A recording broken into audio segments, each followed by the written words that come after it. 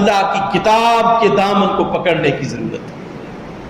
اللہ کی کتاب کے دامن کو پکڑے اور اس کی ہدایت پر جو ہے وہ عمل کرے، پھر انسان کبھی بھی بھٹکتا نہیں۔ تہ دل سے اللہ کی ہدایت، اللہ کے قرآن پر جو ہے وہ عمل کرے۔ مولا علی کرم اللہ تعالی وجہ الکریم نے فرمایا تھا وَكِتَابُ اللَّهِ بَيْنَ أَظْهُرِكُمْ، لوگو اللہ کی کتاب تمہارے سامنے موجود ہے، تمہارے ہاتھوں میں موجود ہے، صبح و شام تم اس کو دیکھ رہے، اس کو پڑھو۔ وَكِتَابُ اللَّهِ بَيْنَ أَظْهُرِكُمْ، اللہ کی کتاب تمہارے سامنے ہے، ناطق، یہ بول رہی ہے تمہارے ساتھ، یہ گفتگو کر رہی ہے تمہارے ساتھ، یہ تمہیں بتا رہی ہے کہ یہ حق کا راستہ ہے، یہ تباہی کا راستہ ہے، اس راستے پر چل کر تم ہدایت حاصل کر سکتے ہو، یہ راستہ تمہارے لیے تباہی کا راستہ۔ لا یعیا لسانہ، مولا علی فرماتے ہیں کہ اس قرآن کی زبان، یہ قرآن کی زبان کبھی لڑکھڑاتی نہیں ہے۔ لا یعیا لسانہ، اللہ کی یہ کتاب ایسی کتاب ہے بندے کی زبان لڑکھڑا جاتی ہے، قرآن کی زبان کبھی لڑکھڑاتی نہیں ہے۔ فرمایا وَبَيْتٌ لَا تُهْدَمُ أَرْكَانُهُ، آپ جو گھر بناتے ہیں اس کے یہ پلرز جو ہے وہ ٹوٹ جاتے ہیں، یہ گھر ختم ہو جاتا ہے۔ مولا علی فرماتے ہیں کہ یہ اللہ کا ایک ایسا گھر ہے قرآن مجید کہ جس کے پلرز جو ہیں وہ کبھی بھی کمزور نہیں ہوتے، ہمیشہ مضبوط اور مستحکم رہتے۔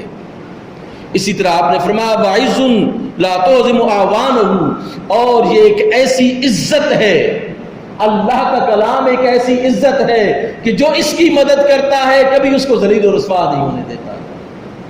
جو قرآن کی مدد کرتا ہے، کس طرح مدد کرتا ہے؟ قرآن کے ایجنڈے کو جو ہے وہ اپنے اندر جو ہے وہ لاگو کرتا ہے، قوم کے اندر لاگو کرتا ہے، پھر وہ کبھی بھی ذلیل و رسوا نہیں ہوتا، عزت ہی عزت ہوتی ہے۔ عزت جو ہے وہ اللہ کے لیے، العزت للہ ولرسولہ وللمؤمنین، عزت اللہ کے لیے ہے اور اس کے رسول کے لیے ہے اور مومنین کے لیے۔ یہ قانون ہے، اللہ کا قانون ہے جو ہمارے سامنے ہے۔ اللہ کی کتاب ایک قانون کی شکل میں ہماری انفرادی اور ہماری اجتماعی زندگیوں کی رہنمائی کرتا ہے۔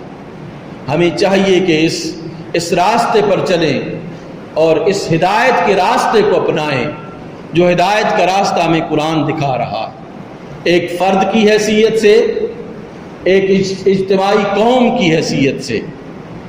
ہم تب ہی ہدایت یافتہ قوموں میں اور ترقی یافتہ قوموں میں ہم اپنا مقام بنوائیں گے کہ جب اس قرآن کے جتنے بھی قوانین اور ضابطے ہیں ان پر عمل کریں گے۔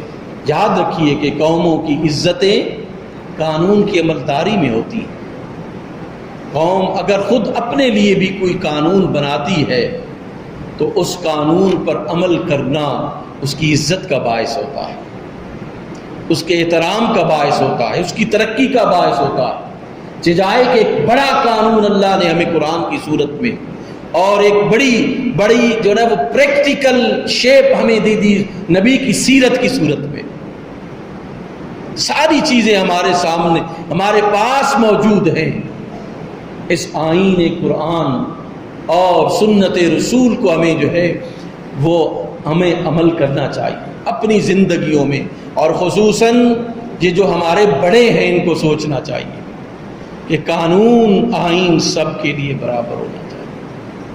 اگر آئین پر ہمارے یہ بڑے عمل کرتے تو آج ہمیں کبھی بھی یہ سننے کا، یہ دیکھنے کا موقع کبھی بھی نہ ملتا جو پاکستان میں جو کچھ ہوا ہے یا ہو رہا ہے۔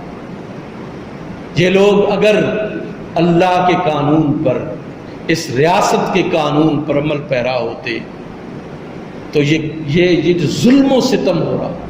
اب ذرا دیکھیے کہ جیکب آباد میں گندم میں مٹی ڈال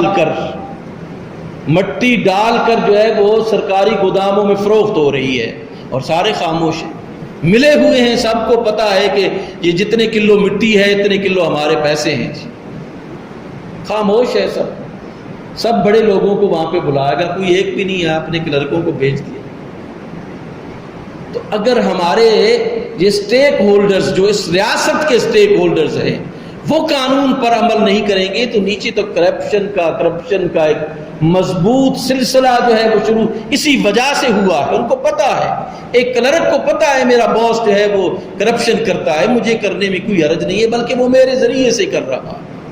تو کہاں یہ بات رکتی ہے؟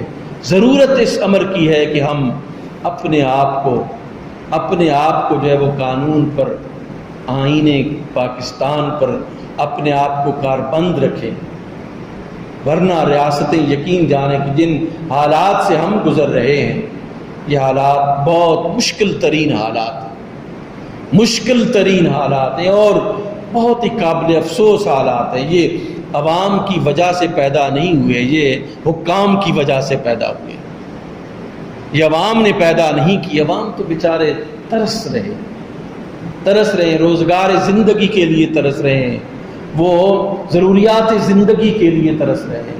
نہ ان کو آٹا مل رہا ہے، نہ ان کو دالیں مل رہی ہیں، نہ ان کو آئل مل رہا ہے، نہ ان کو دودھ مل رہا ہے، ہر چیز سے محروم کیا جا رہا ہے۔ یہ 3 سے 4-5% لوگ دنیا کی تمام نعمتوں سے معزوز ہو رہے ہیں، اس ملک میں معزوز ہو رہے ہیں، اور ان میں کسی کی کوئی تخصیص نہیں ہے کہ میں کہوں کہ پولیٹیشین ایسا کر رہے ہیں اور فلاں نہیں کر رہے ہیں، فلاں ایسا کر رہے ہیں۔ سب اس دھندے میں سب ملوث ہیں، ایک سے ایک بڑھ کر بڑا کرپٹ جو ہے وہ بڑے عہدے پر فائز ہے۔ یعنی آج جو ہے وہ اگر آج جو ہے وہ ایک جسٹس اسلام آباد ہائی کورٹ کا روتا ہے کہ قانون کو بازیچہ اطفال بنایا جا رہا ہے، تو محترم وہ کس نے بنایا ہے مجھے بتائیں نا۔ قانون کو بے آبرو کس نے کیا ہے؟ عدالت کی کرسیوں پر بیٹھنے والوں نے ہی تو کیا۔ آج آپ کیوں روتے ہیں؟ آپ نے پوری قوم کو رلا کے رکھا ہوا تھا۔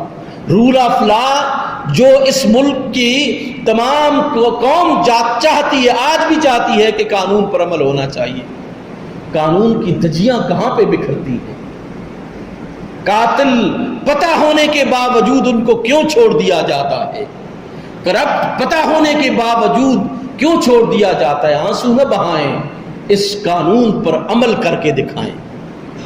ہمیں آپ کے آنسو بہت قیمتی ہیں، کوئی شک نہیں ہے، اور آپ کی بے بسی کا اظہار ہے، کوئی شک نہیں ہے، لیکن آپ ہی ہیں جو اس ملک میں رول آف لا کو جو ہے وہ بازیاب کرا سکتے ہیں۔ ہم سب مل کر قانون پر عمل کریں، یہی ہماری نجات کا ذریعہ ہے، ورنہ قومیں تباہ و برباد ہو جاتی ہیں۔